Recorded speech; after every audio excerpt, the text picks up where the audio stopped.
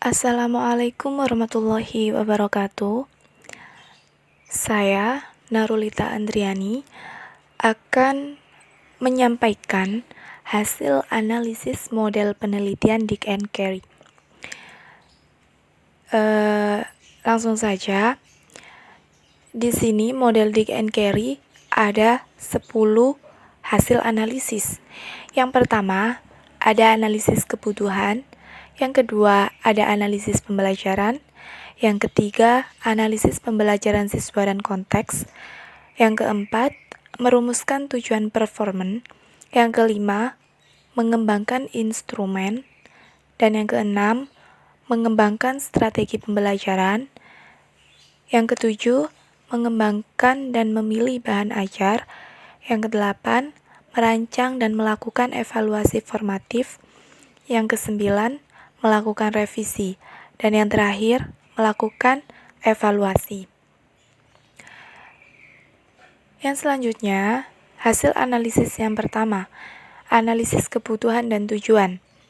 Sesuai dengan artikel yang sudah disediakan oleh dosen, hasil analisis yang pertama yakni berubahnya kurikulum KTSP menjadi kurikulum 2013.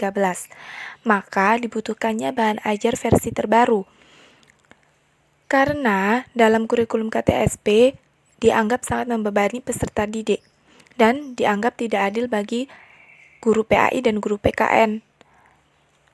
Karena di dalam kurikulum KTSP disampaikan bahwasannya sikap dan perilaku seorang peserta didik adalah tanggung jawab dari guru PAI dan guru PKN. Terdapat perbedaan buku ajar pada madrasah dan sekolah umum. Tujuan adanya perubahan kurikulum dari KTSP menjadi 2013 supaya dapat melahirkan peserta didik yang berkarakter. Seperti halnya di madrasah yang mempunyai ciri khusus, yakni peserta didik diharapkan mempunyai nilai-nilai Islami. Jelas berbeda dengan sekolah umum. Yang kedua, ada analisis pembelajaran. Dalam buku ajar yang telah direvisi, terdapat ciri khas, yakni dengan menyesuaikan keadaan lingkungan atau dalam kebutuhan masyarakat, karena setiap karakteristik peserta didik dan karakteristik setiap sekolah jelas berbeda. Maka dari itu, harus disesuaikan dengan tujuan kurikulum 2013. Ini adalah analisis pembelajaran menurut saya yang saya ambil dari artikel yang sudah disediakan oleh dosen. Dalam buku ajar ini sudah dijelaskan bahwasanya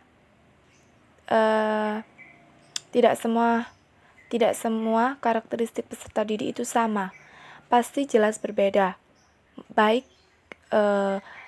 Baik peserta didik yang satu dengan yang lainnya, atau karakteristik dari setiap sekolah itu pasti jelas berbeda.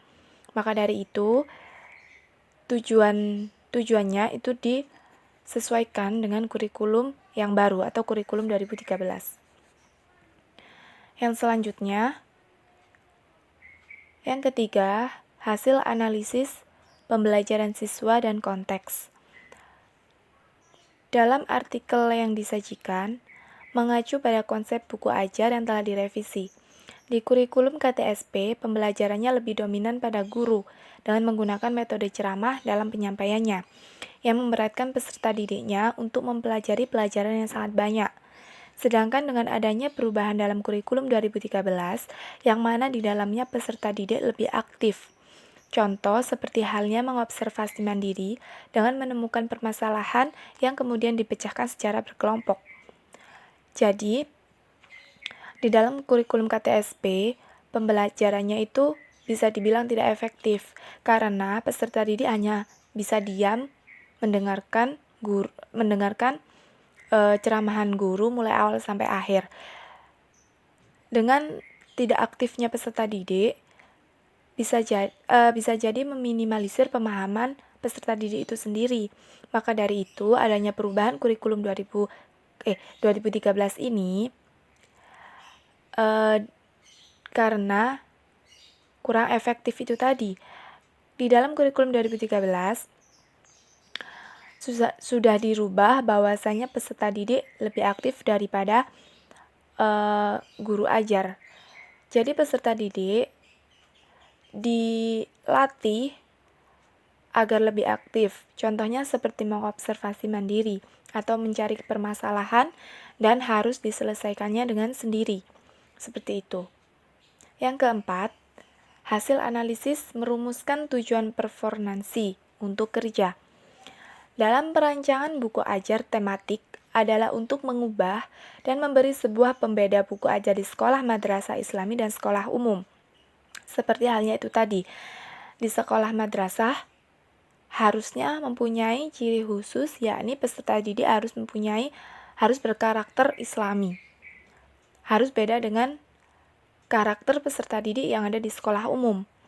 Dan tujuan lainnya sebagai salah satu alternatif untuk menanamkan nilai-nilai ajaran Islam sejak dini kepada peserta didik, serta mampu menerapkannya dalam kegiatan sehari-hari.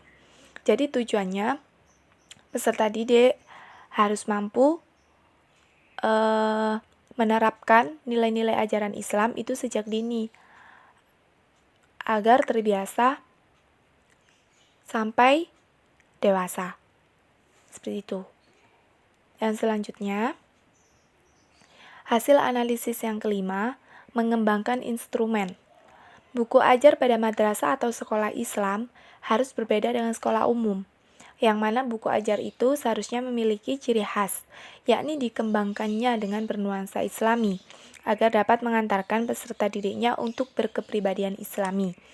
Dan dengan pembelajaran tematik, dapat mengoptimalkan pelaksanaan pembelajaran tematik yang digunakan di sekolah dalam rangka meningkatkan keimanan, ketakwaan, budi pekerti, serta kemampuan estetis, potensi fisik, dan kesehatan berdasarkan standar nasional pendidikan. Buku ajar pada madrasah yang diharapkan peserta didik harus memiliki karakter atau pribadi Islami. Dan dalam pembelajaran tematik itu lebih dapat membantu atau mengoptimalkan pelaksanaan pembelajaran di sekolah. Jadi agar lebih meningkatkan mutu dari madrasah itu tadi. Seperti itu. Yang selanjutnya, yang keenam, mengembangkan strategi pembelajaran. Buku ajar yang dikembangkan maka mempunyai strategi untuk mengembangkan desain pembelajaran, yakni dengan buku ajar yang disusun secara sistematis yang menyajikan suatu kompetensi yang akan dikuasai oleh peserta didik, melalui pembelajaran berbasis tema yang mendorong keterlibatan peserta didik secara aktif, dengan tujuan sekaligus perencanaan dan penelaahan implementasi pembelajaran. Itu isi dari mengembangkan strategi pembelajaran. Hasil analisis yang ketujuh yaitu mengembangkan dan memilih bahan ajar. Di sini ada 3 poin yang saya ambil. Yang pertama, bahan ajar sudah tercantum dalam buku tersebut yang memiliki prinsip efektivitas dan efisiensi. Yang kedua, materi yang dituangkan bernuansa Islami. Yang ketiga, dilengkapi dengan doa serta pesan moral.